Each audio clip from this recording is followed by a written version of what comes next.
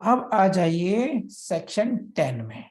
Section 10 deals with the service providers. First question in your prelims will come from here itself. Which section deals with the service provider? Section 10 क्या कहता है? Subject to such rules as may be made in this behalf. इसके behalf में आप please note down the section number. 1 second, it is I think 37. Section 37 Central Government makes rules. तो उन rules की बात कर रहे हैं. Subject to such rules as may be made in this behalf. क्या? ए वॉलेंटरी एसोसिएशन, ओहो स्वैच्छिक संस्था बोलते हैं हिंदी में. एनी वॉलेंटरी एसोसिएशन, कोई भी स्वैच्छिक संस्था हो, कौन सी हो? Registered under the societies registration act 1860. ये हुई एक. या फिर एक company registered under companies act or any other law for the time being in force. इनको आइडेंटिफाई कर लीजिए, क्वेश्चन कर लीजिए, अटेम्प्ट बन जाइए जज. क्या है ये? एनी वॉलेंटरी एसोसिएशन, कोई भी स्वैच्छिक संस्था. कौन सी होनी चाहिए? रजिस्टर्ड और unregistered? No no, it should be registered. कौन से सेक्शन, कौन से एक्ट में? It is under societies registration act 1860. तो ये तो हो गया. दूसरा कौन सी हो गई? If it is a company जो which is registered as a company. Act के पास मत जाइए, यानी कि एक कंपनी, रजिस्टर्ड कंपनी कर लीजिए बस. ये इनमें से कोई भी क्या करेगी?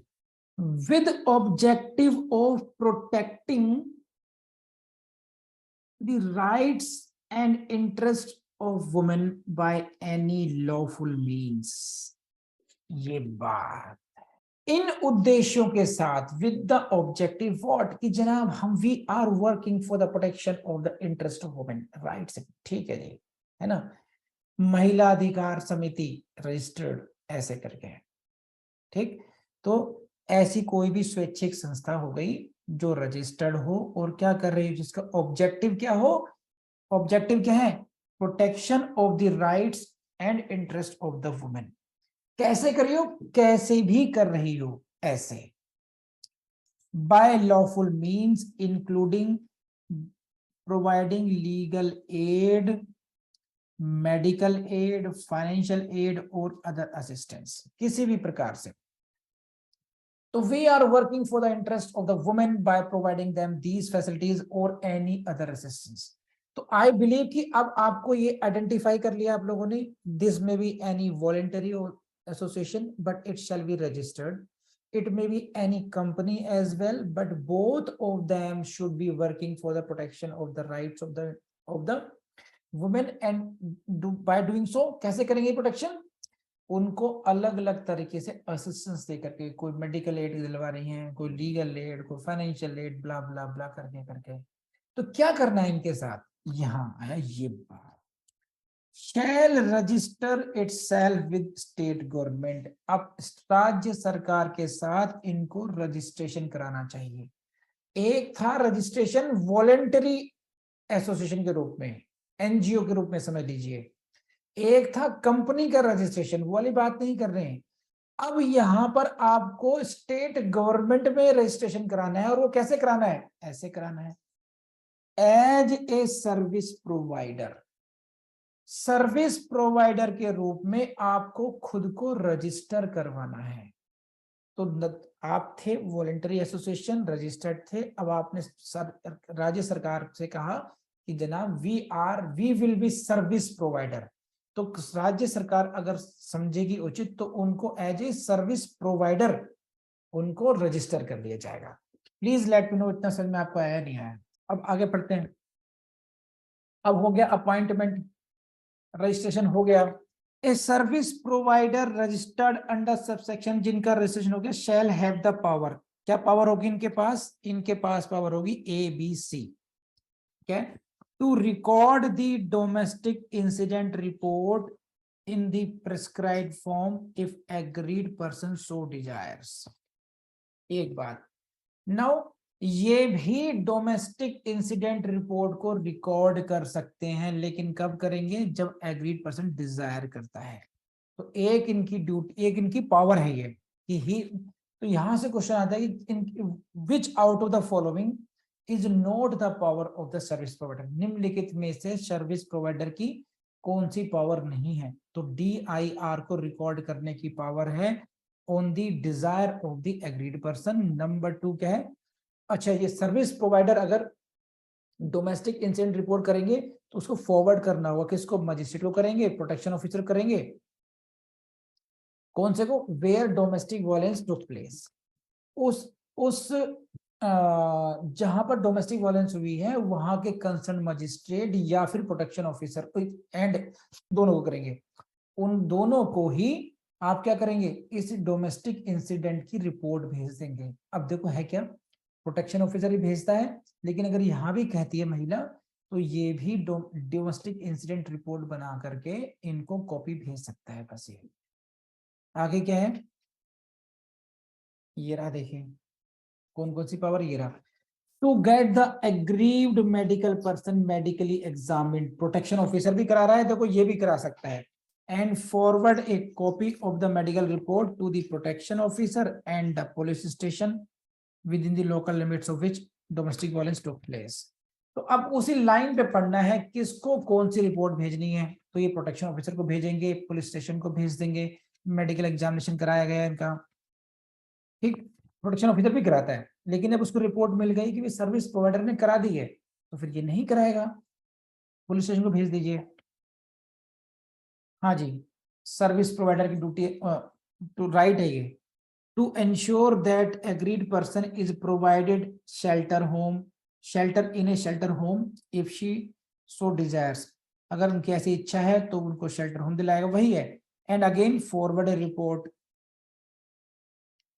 टू द पुलिस स्टेशन जहां पर डोमेस्टिक फॉरवर्ड, तो शेल्टर होम में है ये, देखो शेल्टर होम दिलाया, फॉरवर्ड ए रिपोर्ट करेंगे of lodging of the aggrieved person in shelter home, किसको रिपोर्ट भेज रहे हैं ये, पुलिस स्टेशन को भेज रहे हैं, लेकिन विद इन कौन सा police station, within the local limits domestic violence took place.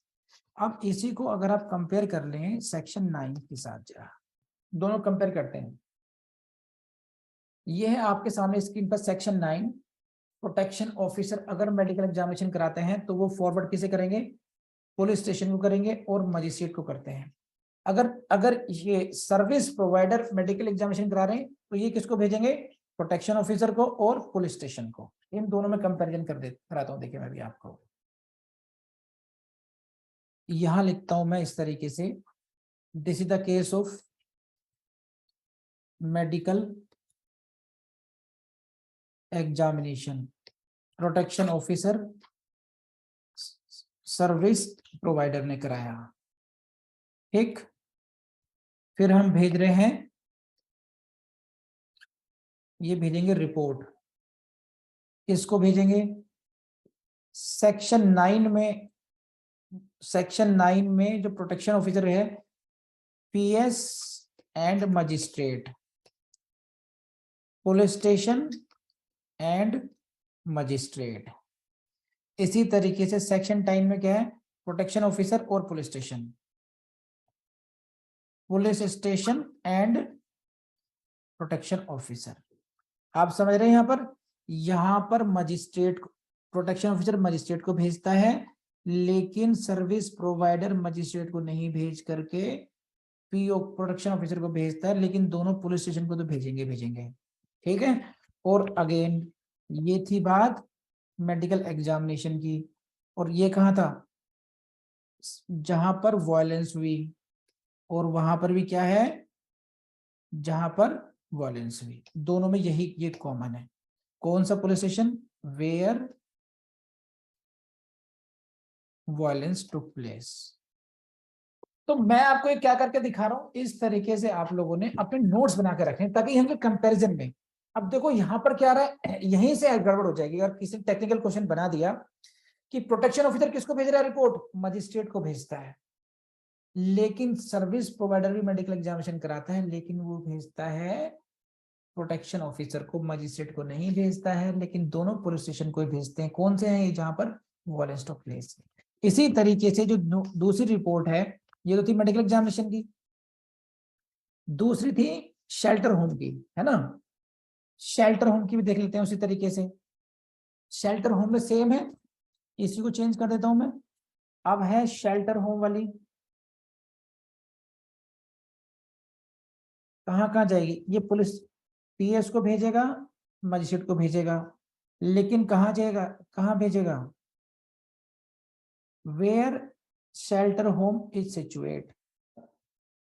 तो कौन से पुलिस स्टेशन, कौन से मजिस्ट्रेट, जहां पर शेल्टर होम सिचुएट है।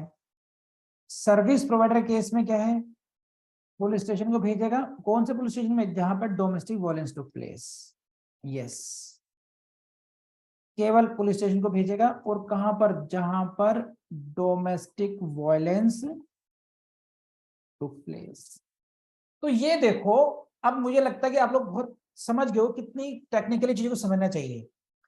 Report is on the same issue, shelter home, ठीक है, लेकिन यहां पर क्या है, वो किस किसको भेजेगा, पीओ पुलिस स्टेशन को भेजेगा, मजिस्ट्रेट को भेजेगा, ये किसको भेजेगा, केवल पुलिस स्टेशन को भेजेगा। और वहां पर कौन से पुलिस स्टेशन को, मजिस्ट्रेट को, जहां पर शेल्टर होम है, और ये कौन से पुलिस स्टेशन को, जहां पर डोमेस्टिक वायलेंस हुई है। बस ये, तो इनकी टेक्निकलिटीज को मैंने आपको समझा दिया, अंडरलाइन कर दिया, टेबल बना के दिखा दी, कंपेरिजन करके दिखा दिया। अब आपको अच्छी तरह ध्यान रखना है। Please let me know Arun, every one of you, ये बात समझ में आपको आई है नहीं आई, कर लेंगे आप लोग इस तरीके से कंपैरेटिव स्टडी। ये है सेक्शन 10 की last clause, no suit or prosecution or other legal proceeding shall lie against any service provider or any member of service provider who is or is deemed to be acting or purporting to act under this act for anything which is done in good faith or intended to be done। बस समझिए। तो clause 3 में कुछ नहीं है, good faith को ध्यान कर लीजिए। अगर वो गुड फेथ में कोई फंक्शन कर रहे हैं तो फिर उस पे कोई सूट नहीं होगा, कोई क्रिमिनल केस नहीं चलेगा, कोई अदर लीगल प्रोसीडिंग नहीं चलाई जाएंगी, ना ही सर्विस प्रोवाइडर के विरुद्ध, ना ही उसके किसी सदस्य के विरुद्ध। खास बात क्या है, he must have done something in good faith or it must be intended to be done in good faith। बस, this is all about section 10।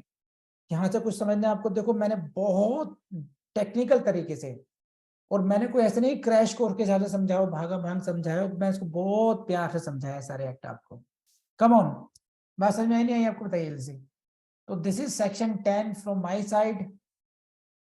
And अब हम करेंगे कल से क्लास अपनी सेक्शन 11 ऑनवर्ड्स। आने वाले सेक्शन से और भी इंटरेस्टिंग होंगे, सो स्टे ट्यून्ड।